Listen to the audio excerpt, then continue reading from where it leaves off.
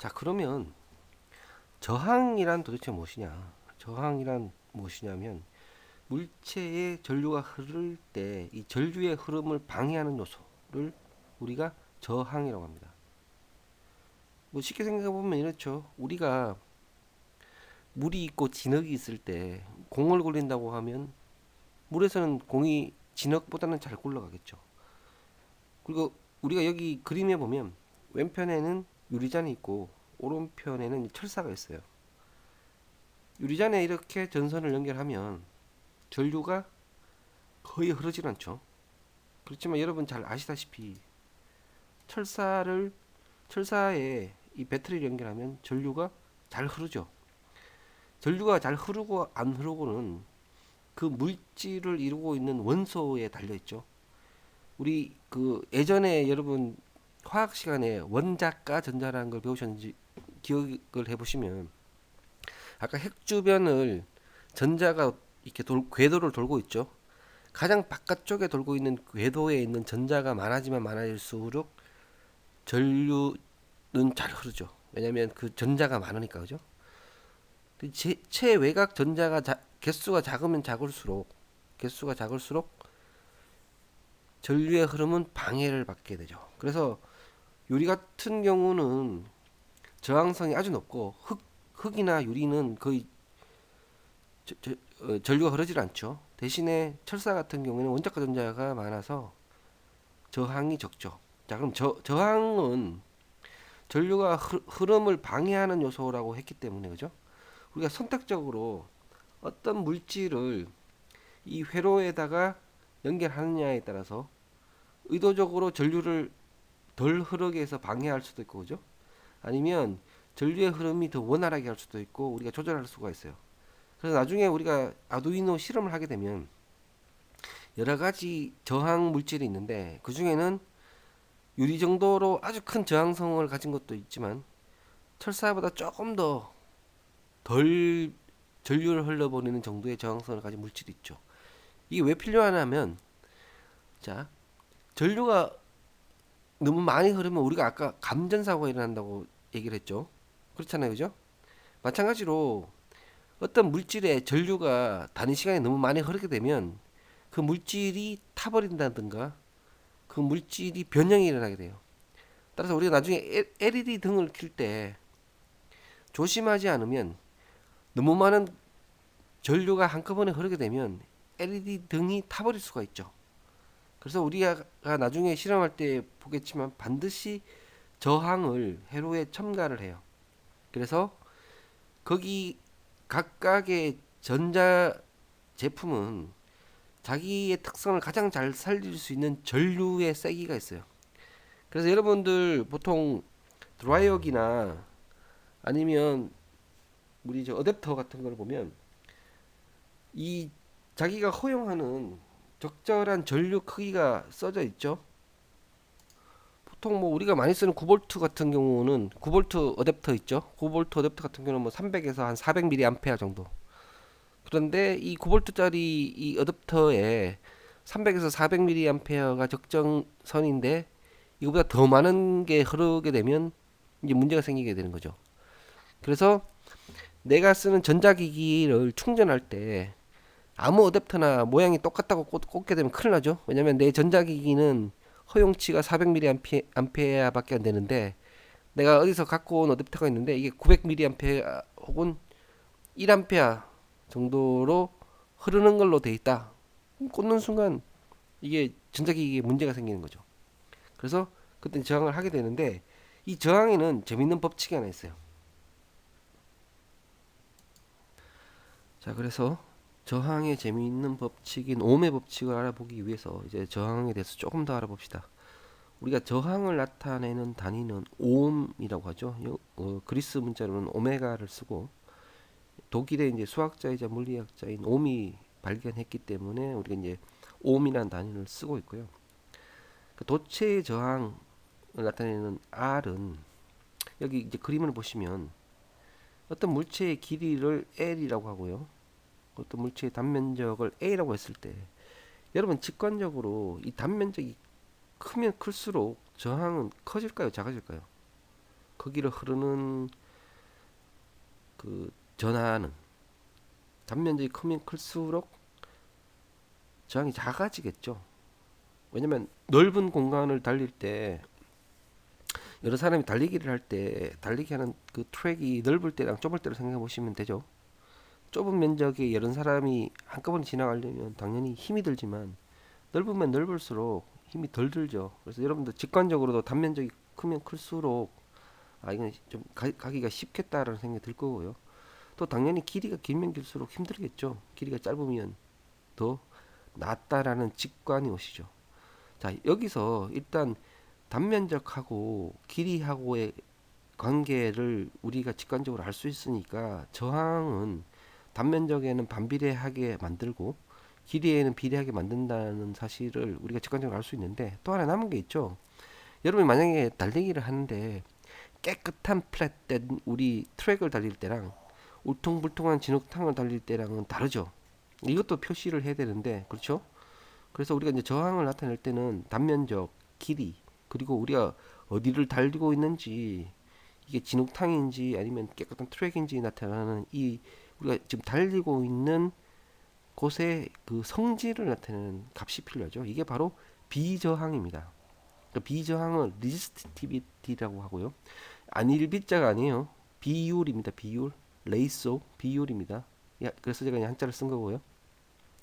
비저항은 어떤 물질이 전류의 흐름에 얼마나 거스르는지 나타내는 물리량이에요.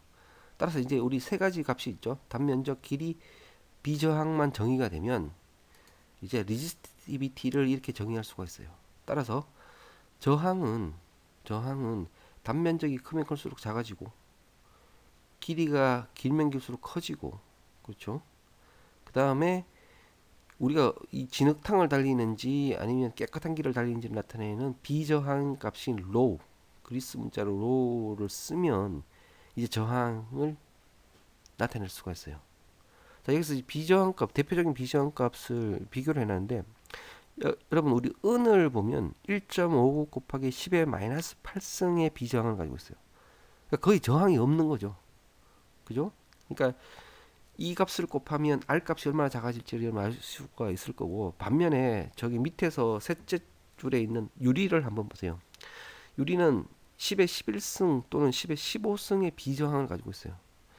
따라서 은에 비해서는 엄청나게 많은 10의 23승 정도, 3승 배나 더 저항성이 큰 거죠.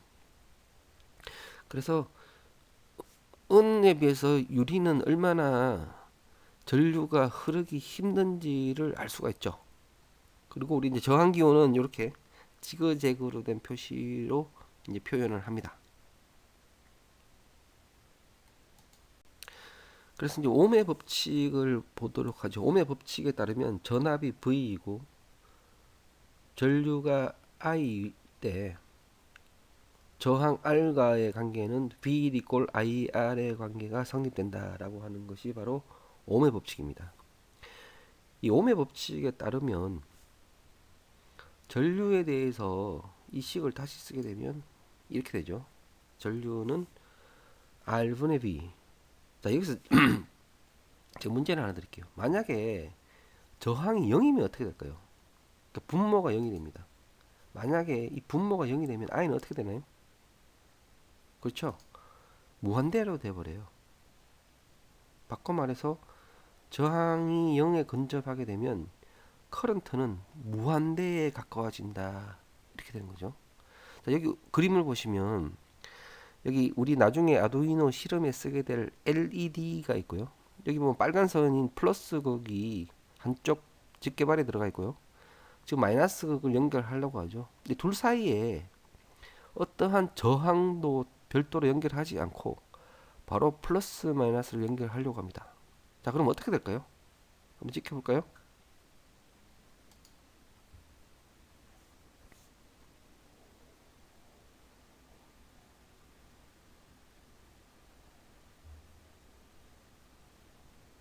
네, 보셨죠? 어떠한 저항도 없이 LED를 바로 연결하면 LED가 탑니다. 왜 탈까요? 여기 좀 전에 얘기했지만 커런트가 거의 무한대로 가버려요.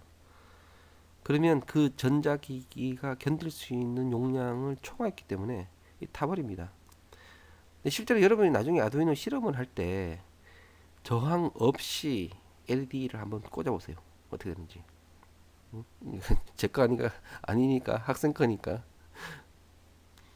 돈 있으면 한번 해보세요. 어떻게 될까요? 실제로는 타는 경우도 있지만 대부분 잘 안 타요. 왜냐면 실제로 우리가 쓰는 아두이노에 있는 우노 보드는 약 5V에서 3V 사이에서 작동하는데 거기 전격 그 전류가 약 50mA, 40에서 50mA 정도밖에 안 돼요. 별로 안 많아요. 따라서 LED가 견딜 수 있는 게 2, 30mA 이상 되니까 그 정도 전류로는 타지는 않을 거예요.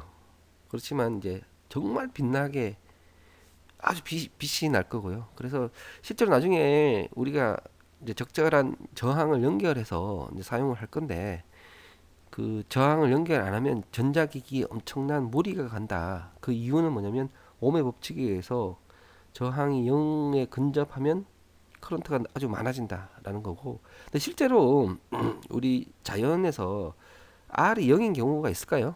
사실은 잘 없어요. 왜냐면 대부분의 물질이 여기 이제 전선된 연길 전선 자체도 이 구리선 자체도 저항을 가지고 있죠. 그러니까 저항이 0인 물질은 아주 이상적인 물질이고 이제 아이디어한 물질인 거지 실제는 존재를 안 하기 때문에 그러니까 R이 0인 상태는 사실은 없어요. 여기 이처럼 LED에 바로 연결하더라도 최소한의 저항은 있고 그리고 이 LED가 어느 정도를 버티기 때문에 우리 아두이노에서 실습을 할 때 실제로 LED가 탈 가능성이 별로 없어요. 여기는 실험에서는 이제 의도적으로 이 커런트를 보여주기 위해서 전류도 조금 높였고, 그죠? 그런 상태에서 실험을 했기 때문에 탄 건데, 어쨌든 이 저항을 적절히 연결해주지 않으면 전자제품은 큰 손실을 받을 수 있고, 따라서 항상 나중에 여러분이 회로를 꾸밀 때는 그 회로에 사용하는 소자, 뭐 그게 반도체 소자가 됐든 아니면 칩이 됐든 전격 전류가 뭔지를 본 다음에 계산을 직접 해야 돼요. 그래서 거기에 맞는 그 저항을 반드시 사용을 해야 전자제품을 보호할 수 있습니다. 자, 이제 우리 V 이퀄 IR이라는 관계는 좀 알아봤고, 이제 에너지 관점에서 한번 생각해 봅시다. 아까 우리가 이제 그 전압이 뭐라고 했어요? 위치 에너지처럼 설명을 계속했죠. 그래서 그 위상 때문에 우리가 그 높이 그리고 우리가 그 전류는 물에 비유했어요, 그죠? 자, 그걸 생각을 하면서 자, 1와트라는 거는 1초 동안에 소비하는 전력 에너지예요. 자, 우리가 흔히 이제 전기세를 낼 때 P라는 단위로 쓴 전력 에너지를 얼마나 썼는지를 내죠. 그래서 어떤 전압에서 얼마만큼의 전하량을 썼는지 그 커런트를 얼마나 썼는지에 따라서 우리가 과금을 해요. 근데 이 중에서 이 쓴 딱 1초 동안 쓴 것만 딱 쟀을 때 우리는 이제 와트라고 하죠. 자, 그러면 이 와트라는 거는 V에다가 1초 동안 흐른 그 전자의 개수, 1초 동안 흐른 쿨론 몇 쿨론이 흘렀는지를 재는 거고, 아까 우리가 커런트가 뭐라고 했는가 하면 단위 시간 1초 동안에 흐른 쿨론의 개수였고, 그죠? 그게 6.25 곱하기 10의 18승일 때가 1암페어라고 얘기했어요, 그죠? 그래서 커런트는 초당에 흐른 Q니까 초를 1초로 우리가 이제 설정을 하면 그때 흐른 쿨론 개수는 결국 전류랑 똑같아지죠. I는 Q가 돼요. 그래서 P는 VI라는 전체 전력을 1초 동안 잰 게 바로 W가 되죠. 그러면 이제 V는 곧 IR이니까 우리는 이제 이거를 Q분의 W로 미식에서 이제 변형해서 쓸 수가 있고, Q분의 W는 어떻게 해석할 수가 있는가 하면 그 전자 개수, 그만큼 흐른 초당에 있는 전자 개수가 일을 한 거라고 얘기를 할 수가 있어요. 자, 아까도 얘기했지만 우리 V가 에너지 입장에서는 위치 에너지거든요. 그러면 흐르는 물 아래에 뭐 폭포 아래에 물레방아가 있는 걸 생각해 보세요. 그러면 물이 흐르면서 물레방아를 돌리면서 에너지를 잃게 되죠. 이런 에너지가 어디로 전가됐는가 하면 물레방아로 전가돼서 물레방아가 일을 해요. 에너지를 이제 받은 거죠. 그렇지만 이건 에너지를 잃게 되는 것처럼 전압도 중간에 어떤 저항 같은 걸 만나면 일을 해야 되죠. 우리가 이제 전구를 밝힌다는 게 전류가 흐르면서 어떤 일을 하면서 전압은 떨어져요. 왜냐하면 위치 에너지를 썼기 때문에 그 포텐셜 에너지도 떨어지죠. 그럴 수밖에 없죠. 일을 안 하면 포텐셜은 그대로 있겠지만, 따라서 전선을 그대로 연결한 상태에서 일을 하나도 안 하면 똑같겠지만, 일을 하게 되면 에너지는 떨어지게 되죠. 그래서 그런 에너지 관점에서 이제 자세히 보세요. 자, 이 V라는 볼트가 걸려 있고, 이 끝은 편의상 이 접지가 따로 있어야 되지만 그냥 0볼트라고 생각합시다. 끝이 0볼트라고 그냥 편의상 가정에 원래는 접지가 있어야 되는데, 자, 그래서 V에서 나와서 저항인 R1을 지나고 R2를 지나서 다시 V로 오게 되면, 이 V는 일을 해요. R1, R2를 지나면서. 그러니까 어떻게 되나요? 이 V의 위치 에너지가 낮아지죠. 일을 했으니까. 그러면 에너지를 빼앗긴 거예요. 그러면 V의 값은 V1, V2 값하고 비교했을 때보다 더 크겠죠. 왜냐하면 원래 값을 가지고 있다가 중간에 지나면서 에너지를 잃게 되니까. 따라서 이런 경우에는 V는 V1 플러스 V2의 관계가 성립돼요. 에너지는 보존돼야 되기 때문에. 반대로, 반대가 아니라 유사하게, 자, 이게 병렬로 R1하고 R2를 연결하게 되면 어떻게 되는가 하면, 그 다음에 V1하고 V2를 측정하게 되면 어떻게 되는가 하고 가만히 생각해 보세요. 자, 이때는 V가 이 저항을 만나기 전에 커런트가 어떻게 됐죠? 커런트가 나눠서 나갔죠, 그죠? 기억나시나요? 그 전하량 보존의 법칙에 의해서 이게 병렬이었을 때는 I1이랑 I2로 쪼개져서 나갔죠. 전류는 쪼개져서 나갔지만 양쪽에 걸린 전압은 어떨까요? 이 V하고 같을까요, 다를까요? 지금 어쨌든 이 그라운드하고 연결되는 이 선을 한번 생각해 보세요. 이 선은 벌써 0볼트예요. 그라운드가 연결되어 있기 때문에. 그렇지만 이 선에 연결되기 직전인 검은색 선은 여전히 5볼트겠죠. 따라서 그 사이에 전압을 댄 V1, V2는 5볼트예요. 따라서 V는 V1 플러스 V1 이퀄 V2 관계가 성립되죠. 왼쪽도 마찬가지인데, 왼쪽에서 만약 저항이 하나밖에 없었다고 치면 양쪽을 댄 전압은 여전히 5볼트예요. 일을 하면서 에너지를 100%다 잃게 되죠. 그래서 0이 되는 거죠. 그래서 이 저항을 만나기 전에 전압이랑 이 저항을 통과하면서 에너지를 다 잃은 저항이 남아서 그 사이의 전압은 똑같이 되는 건데, 마찬가지로 왼쪽은 저항이 두 개 있을 때, 왼쪽 다시 봅니다. 저항이 두 개 있을 때는 두 개를 거쳐서 에너지를 다 잃기 때문에 중간에 전압이 떨어지게 되는 거고, 그래서 V1 플러스 V2는 V1의 관계가 성립되는 반면에, 오른쪽으로 보면 혹은 왼쪽에서 저항이 한 개 있는 경우하고 같은 경우를 생각해 보면, 전압이 저항을 만나기 전까지는 위치 에너지가 같죠. 그러다가 V1, V2를 통과하면 바로 그라운드가 되죠. 그러니까 모든 에너지 다 잃어요. 그래서 양쪽 사이의 전압은 V가 되는 거죠. 그래서 V는 V1 equal V2 관계가 성립이 되는 거예요. 자, 에너지 관점에서 생각해 보시면 돼요. 그러니까 위치 에너지 차이라고 했습니다. 그죠? 그래서 일하기 전, 일하고 나서 에너지가 빵이 됐을 때 그 차이를 대니까 V가 될 수밖에 없죠. 그래서 병렬로 연결하면 항상 V1은 V2는 V가 되고, 왼쪽에 직렬로 연결하게 되면 저항이 두 개 이상 있으니까 중간에 전압이 에너지를 더 잃게 된 상태에서 일을 하게 되고, 그래서 V는 V1 플러스 V2. 그래서 한 개 있을 때가 학생들이 약간 좀 헷갈릴 수가 있는데, 그렇게 이제 양쪽에 병렬일 때랑 직렬일 때 이런 관계가 성립한다 라는 거를 명심하고요. 자, 그럼 지금까지 지식을 종합해서 우리가 이제 한번 계산을 한번 해봅시다. 자, 앞서 우리가 LED를 저항을 연결하지 않은 채 플러스 마이너스를 연결하면 타버리는 걸 봤죠.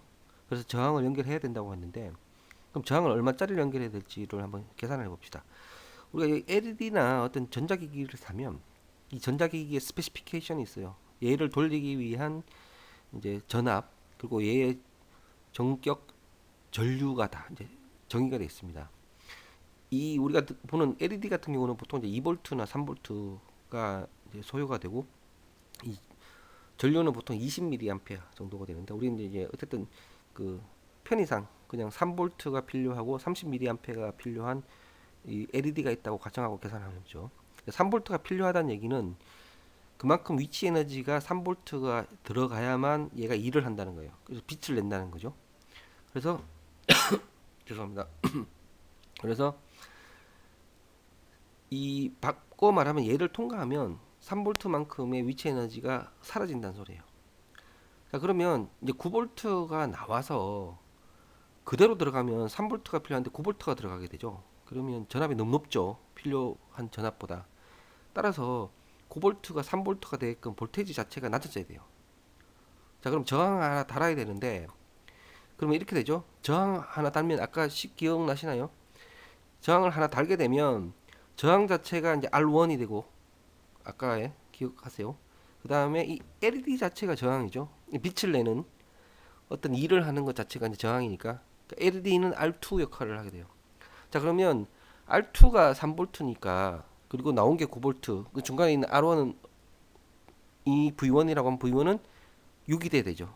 왜냐면 V는 V1 플러스 V2가 되니까 기억나시죠? 따라서 6V, 3V에서 9V가 되고 얘를 지나게 되면 이를 6만큼 하고 3만큼 해서 0이 되죠. 그래서 그라운드로 연결되는. 자, 그리고 전격 우리가 전류가 30mA라는 걸 알고 있다고 가정을 하니까 저항을 다는데 이 저항 크기를 이제 어떻게 계산하는가 하면 우리 V 이퀄 R, IR, I는 R분의 V에서 이걸 R로 다시 우리가 쓰게 되면 당연히 I분의 V가 되죠. 자, 그러면 우리가 9V 빼기 3을 하면 왜냐면 V는 V1 플러스 V2니까 그죠? 그럼 V1은 V 빼기 V2가 되니까 9 빼기 3이 되죠. 그리고 전격 전류가 30mA니까 이걸 계산하게 되면 200옴 전도가 나와요. 제가 아까도 얘기했지만 이게 대체로 이제 이게 2V에서 LED가 작동하고 동작은 10에서 20mA 정도에서 동작을 해요. 그래서 실제로 계산하면 대체로 300에서 400옴 정도가 나와요. 그러니까 여러분 제가 부품 얘기할 때 기억나시는지 모르겠지만 그 저항 중에 330옴짜리를 우리가 제일 많이 쓸 거라고 얘기를 했죠. 그죠? 그래서 LED를 달 때 그 앞에 저항 하나를 항상 달아서 330옴짜리를 달아서 이렇게 연결을 하면 불이 들어와요. 근데 저항을 빼면 아까도 말했지만 탈 수가 있죠. 그래서 항상 전자기기를 사면 전격 전압이 얼마인지 그 다음에 전격 전류가 얼마인지를 봐서 항상 저항을 달아야 돼요. 그렇죠? 그래서 모든 회로에는 V 이퀄 IR에는 옴의 법칙에 의해서 이 지배받기 때문에 거기 맞춰서 우리가 이제 계산할 수가 있고 나중에 여러분 회로를 꾸밀 때도 직접 이렇게 계산해서 이제 꾸미면 되고 근데 대체로 LED를 쓸 때는 330옴 정도 쓴다라고 생각하시면 되고 만약에 1000옴짜리 2000옴짜리 달면 어떻게 될까요? 그렇죠. LED 불빛이 어떻게 될까요? 희미해지죠. 그리고 아예 저항을 아주 완전히 빼버리면 아주 밝게 빛나거나 타버리거나 이렇게 되겠죠. 그리고 저항이 커지면 커질수록 커런트 일을 적게 하게 되니까 빛은 점점점 희미해지겠죠. 그 관계는 여러분 아시겠죠? 자, 그럼 이제 한 발짝 더 나가서 저항을 직렬로 두 개 연결했을 때 이 커런트가 맞이하게 되는 전체 저항이 어떻게 되는지를 한번 계산해 봅시다.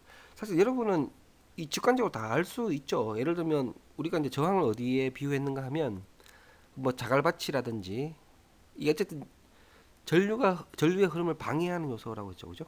얘를 직렬로 연결하면 직관적으로 어떻게 될 것 같아요? 저항이 더 커지죠. 왜냐면 커런트가 지나갈 때 두 개의 저항을 다 거쳐야 되니까 직관적으로는 어떻게 될 것 같아요? 전체 겪게 되는 저항을 R이라고 표현하게 되면 이 두 개가 이 회로에 끼치는 전체 저항을 R이라고 표현했을 때 우리가 그런 걸 이제 복합 저항이라고 합니다. 어떻게 될 것 같아요? 두 개를 합친 것 같죠? 근데 실제로 그렇게 되는지를 한번 봅시다. 자, 아까 우리가 이제 전하량 보존의 법칙에 따라서 뭐였나요? I는 I1이고 I2죠. 전하량 그대로 보존이 됐고 그 다음에 V는 V1 플러스 V2였어요. 기억나시죠? 자, 그러면 V1 플러스 V2라는 건 I1, R1 플러스 I2, R2하고 같죠? 그렇죠? 그 말은 뭐냐면 I1, I2가 i와 같기 때문에 둘 다 i로 대입을 하면 자 v는 이제 IR1 플러스 IR2죠. 근데 v는 IR이니까 얘는 IR1 플러스 IR2가 되죠. 자 그럼 i를 다 약분하면 어떻게 되냐면 이렇게 되죠. R은 R1 플러스 R2. 따라서 저항을 두 개 연결하면 여러분 직관대로 두 개를 더한 것 같아요. 그죠? 이건 우리 직관도 같고 우리 전환의 보존의 법칙에 따라서도 똑같이 증명이 되죠. 자 그러면 병렬로 연결하면 어떻게 될지를 한번 봅시다. 자 이제 아까를 생각하면서 그대로 이제 우리 병렬로 연결했을 때를 한번 생각해 봅시다. 자 아까 전하량 보존의 법칙에 의해서 어떻게 됐나요? 이게 이제 기억나시죠? 파이프라인이 두 개로 갈라졌다고 해서 물이 사라지진 않죠, 그죠? 물이 두 배가 되지도 않고 물이 일정 부분 갈라져서 일부는 위에 턴으로 갈 거고 일부는 아래 턴으로 가지만 I1하고 I2를 합치면 I랑 같아졌죠. 이게 우리 이제 전하량 보존의 법칙이었고 아까 전압은 어떻게 됐나요? V는 V1하고 V2하고 같았어요, 그죠?